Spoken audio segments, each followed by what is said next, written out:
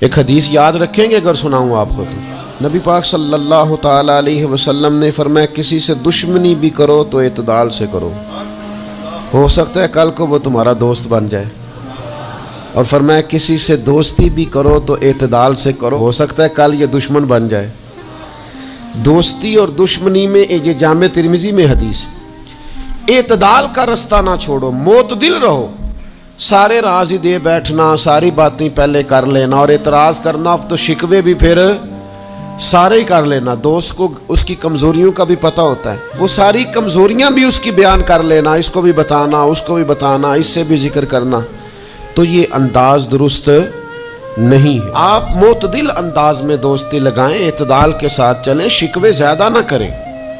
اعتراض زیادہ نہ کریں، وہ بے وفا ہی صحیح پھر بھی یار اپنا، چلو اس میں کمی ہے، وہ اس میں بے وفائی ہے، پر سجن تو اپنا ہے نا۔